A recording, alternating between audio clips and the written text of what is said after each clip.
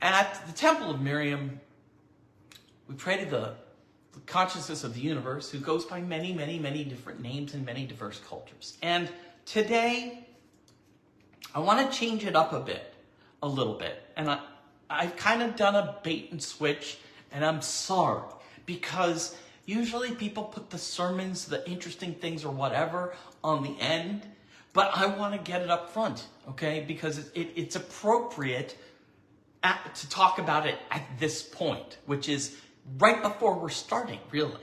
We haven't even done what's called the Barhu, or the call to prayer yet. And it's because you need to know this, all right? And each week I've talked about the fact that, like, you know, we call it God, we might call it this, we might call it that. There's 72 names, there's 42, there's 300, you know, and I make a little joke about I have my own personal list, and it's Sheldon, and blah, blah, blah, blah, blah. But I'm gonna be serious for a moment and say, in the Jewish tradition, okay, this force that we're talking about, that is one, that is all-encompassing, that includes Zeus and all of whatever polytheism, whatever we're talking about, the whole universe, and not just the whole universe, the multiverse, and not just the multiverse, but the multi-dimension verse, okay? This is what we're talking about. The one, all, okay? In Jewish tradition, that force identifies itself as Ehyeh,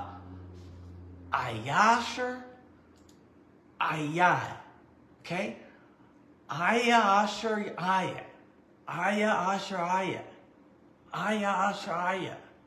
okay? That's the first of 3 responses that are given to Moses when he asks for God's name in the book of Exodus. Ehyeh, Asher, Ehyeh. Well, what is this? Well, Ehyeh, if you don't know, it's hard to know, because hardly people, not everyone knows Hebrew. And I'm learning it myself. But Ehyeh is first person singular imperfective form of to be. Okay? And Ehyeh, owning to the peculiarities of the Hebrew grammar, it means I am, and it also means I will be. In fact, the meaning of the longer phrase, the whole phrase, Ehyeh, Asher, Ehyeh, is debated, and as it might be seen as a promise. I will be with you, right? It could say that. It could represent that. I will be with you. Or it could be a statement of incomparability. I am without equal. That's also an interpretive possibility. Now, biblical Hebrew did not distinguish between grammatical tenses. Instead, it had an asexual system of grammar. In Hebrew, the word Ehyeh is first person singular imperfect form of Hayah, to be, which I said in modern Hebrew indicates a future tense. I will be. However, it lacks a prefix, a vav. A vav is a letter. And that always indicates future tense. And that would be necessitated, if this were the case, in this reading in biblical Hebrew. But it's not. So it's therefore possibly translated as I am. Or it could be a modal form, such as I may be, or I would be, or I could be.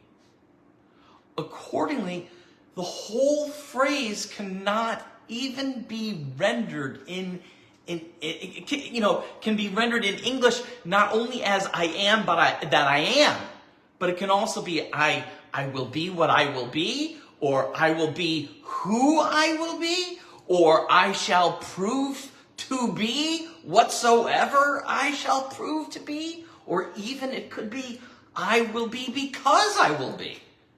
And this is because the word, the asher, is a relative pronoun, and its meaning is dependent on the immediate context, and therefore it could be that or who or which or where, and these are all reasonable possible translations. Okay? So it is, what we're talking about is multidimensional. It is I am that I am. It is I am whatever it is I will be. It is I will be whatever it is I was. I was whatever I am now. Got it? I am what I could be. All right? That's what we're talking about here. All right? That's the largeness. So, let's proceed with Ma'arif.